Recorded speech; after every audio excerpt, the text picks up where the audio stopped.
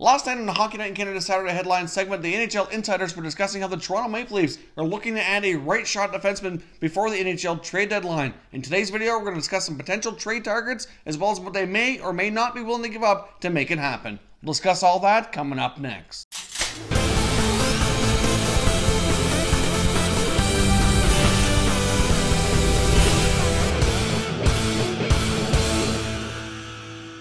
Hey everyone, and welcome back to another video here at Top Shelf Hockey. If you're new to the channel, thanks for stopping by. We review and discuss all 31 NHL teams, so if you're a huge hockey fan, consider subscribing and clicking the bell so you don't miss anything. Last night on Hockey Night in Canada Saturday Headlines segment, the NHL insiders were discussing how the Toronto Maple Leafs are likely looking to add a right-shot defenseman before the NHL trade deadline, as that's clearly the area of weakness for their team and the area they feel like they need to address heading into the NHL playoffs to have a better shot at getting in through the first round and getting on a playoff run here. So I want to take a look at some potential trade targets and what they may or may not be willing to give up to make that happen. Now, I've identified 6 teams that I feel make a lot of sense for the Leafs to at least be having discussions with, and some defensemen that make a lot of sense that very well could help improve their blue line. So it looks as though to make this happen, we're looking at some prospects like Timothy Liljegren, maybe Jeremy Bracco, and a 2019 first-round pick. So as I go through these defensemen, keep that in mind and let me know which ones you think are the most likely that would be the great fit for Toronto and that you think is realistic that they could acquire with what we've mentioned that they'd be willing to give up here.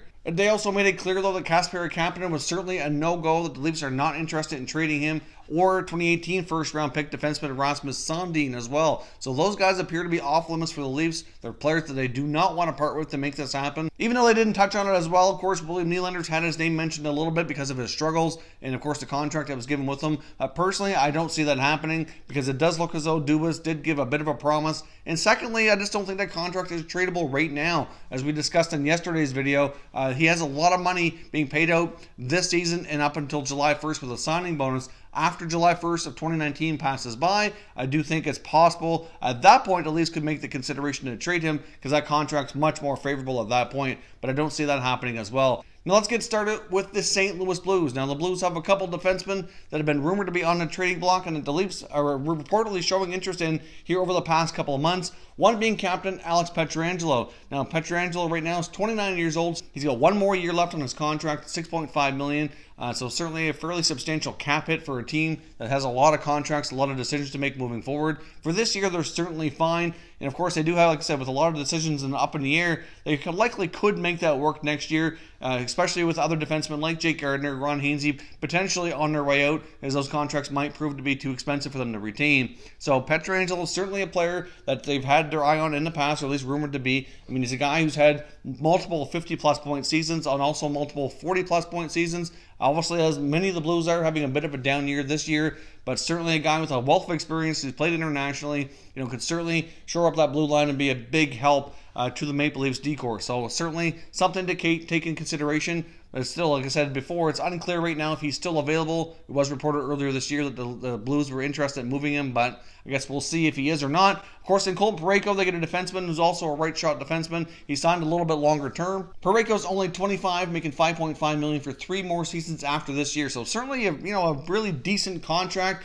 It's comparable to what Jake Gardiner's making right now. So if they don't re-sign Gardiner, it certainly could, work for the salary cap purposes as well. But of course, Parayko's a little bit more defensive-minded, but certainly had a pretty solid start to his career, like Pietrangelo and the Blues and most other guys on that team. Having a bit of a down season, but could certainly be rejuvenated by a new start with a new team and playing on a team like the Leafs. I do believe that he could be a big help to the Leafs blue line as well. So let me know down in the comments if you think either of these Blues defensemen is the right guy that they should be targeting, and if what I mentioned they're willing to give up would get the job done.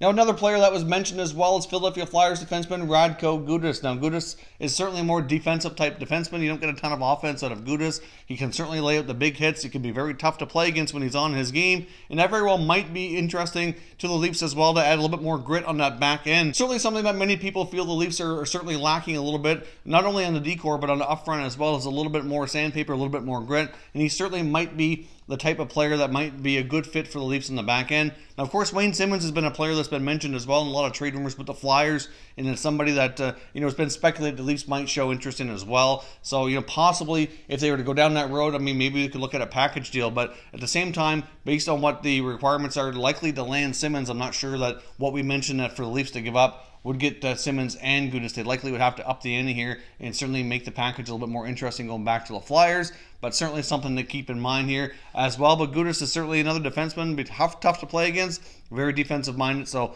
let me know your thoughts on Radko Gudas and if he's the right guy that the Leafs should be targeting. Now, of course, there's always the Carolina Hurricanes, and the Leafs and Canes have been linked here for many months, dating back to the William Nylander contract standoff. Obviously, the Canes were reportedly all in on going after Nylander should the Leafs have decided to trade him. Obviously, that never came to be, but there's a lot of reasons to think that these two teams make very solid trading partners. I mean, they have 3 right-shot defensemen that likely, one of them at least, is likely going to be moved. The Carolina Hurricanes have been carrying a lot of defensemen this season. They have some other guys trying to come up through the minor league system as well, which deserve more playing time. So it is quite likely that one of these guys gets moved, and it only makes sense that the Leafs take a serious look here at each of these 3 guys. You got Dougie Hamilton, who's 6'6", signed for 2 more seasons beyond this one at $5.75 million. Certainly had some pretty solid years in the NHL so far. Again, his numbers are down a little bit. Already on his 3rd team in his young NHL career.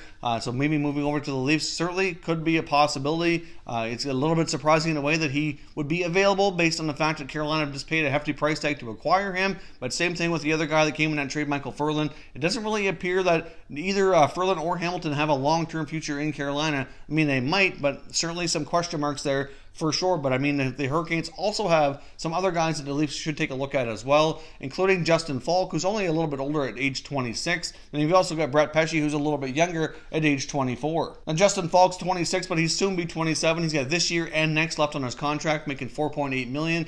Justin Falk's not the best defensively, but certainly brings an element on the offensive side of the puck, can be good on the power play. Multiple years with double digits in goals, 40+ points as a D-man. So he's certainly another option to consider, depending on what they decide they want. If they want more offensive or more defensive, he's certainly not going to provide as strong a defensive play as some of the other options that we've discussed here, but it's certainly an interesting option to think about with all the offense. Pesce's a little bit more of an interesting case here. Certainly has a longer-term contract, so a little bit more long-term commitment. Like I said, he's 24, but he's got 5 more years at $4 million.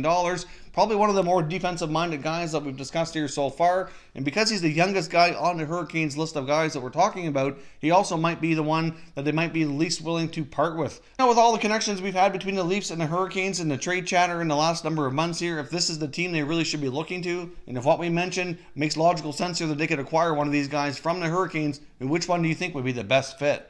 Now, of course, you get the Detroit Red Wings, and even though they're in the same division as the Maple Leafs, they're certainly not going to be a playoff team, so there certainly could be a connection there. Of course, you got longtime defenseman Nicholas Kronwall, who's likely going to retire at the end of the season. Of course, has a long history with Mike Babcock, where he was a coach in Detroit for many years as well. They had a lot of success together and certainly quite familiar with each other. So Kronwall, certainly more defensive-minded, can lay out the big hits. Yes, he's a little bit older, getting a little slower. Injuries have certainly taken their toll on him, so might not be as much of interest there, but certainly something they could probably obtain with a lower price tag. At the same time, though, Kronwall may wish to just ride things out in Detroit and call it a career at the end of the season. But then again, he may wish to go on one last run with another team to see if he can find one more playoff run before he hangs them up. But let me know if you think he'd be a good fit with Toronto. Probably a lower price tag here than most of the other ones we've discussed, but let me know if you think he would be a good fit for what the Leafs are looking for. Now, of course, you get the Anaheim Ducks, so a team that's struggling, and even though some of their defensemen haven't been ones mentioned here in a lot of NHL trade rumors, I feel like they're a team that the Leafs really should go talk to,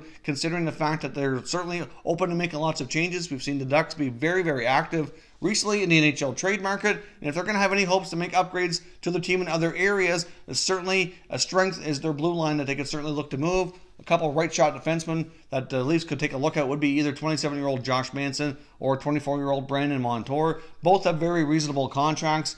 Brandon Montour has this year and next at $3.3875 million. Then you have Josh Manson, who's making $4.1 million for another 3 years. So certainly both very reasonable. They could certainly make those contracts work. They both have a pretty solid two-way game. Hard to say what the asking price would be on those guys, but at the same time, the Ducks are likely going to have to make a move on that back end at some point here if they want to wish to upgrade other areas like their forward group. So let me know what you think about the Leafs and the Ducks here. Should they contact the Ducks and try to acquire one of these guys? And do you think what we mentioned that the Leafs are prepared to give up would get the job done on either of these defensemen? Now, last but not least here, I want to go to the LA Kings and take a look at left shot defenseman Jake Muzzin. Now, I realize he's a left shot, not a right shot, but it was mentioned on the Saturday Headlines segment that if the Leafs are having too difficult of a time finding a right shot defenseman that meets what they're looking for and what the asking price they're willing to give up, that they very well may take a look to the Kings and left shot defenseman Jake Muzzin. Now, of course, he's got this year and next left at $4 million, so the contract certainly seems pretty reasonable. It's been rumored that the LA Kings are looking for a first-round pick to move Jake Muzzin, so based on what the Leafs were looking to give up, that very well might get the job done. So let me know what your thoughts are on Jake Muzzin. He certainly would bring a wealth of experience. He certainly had plenty of opportunity to play in a lot of playoff games over the years with LA. So he brings that experience and knowledge in Stanley Cup brings to the table here, which I think would be huge in adding that to the Leafs blue line. So let me know your thoughts if the Leafs should contact LA and try to make Muzzin the player they target here for the help on the blue line. So those are the 6 teams I feel that the Leafs have the best chance to kind of get what they're looking for and actually have a realistic chance at acquiring that makes sense for salary cap purposes and what they're willing to give up. So let me know what your thoughts are, and we can continue the conversation down in the comment section. If you're new to the channel here, I hope you consider subscribing. We cover all 31 NHL teams, and there's plenty of content here for all hockey fans to enjoy. So if you're new, hit the subscribe button and give this video a thumbs up before you go. I'd appreciate it if you did. As always, thank you very much for watching, everybody. We will catch you next time.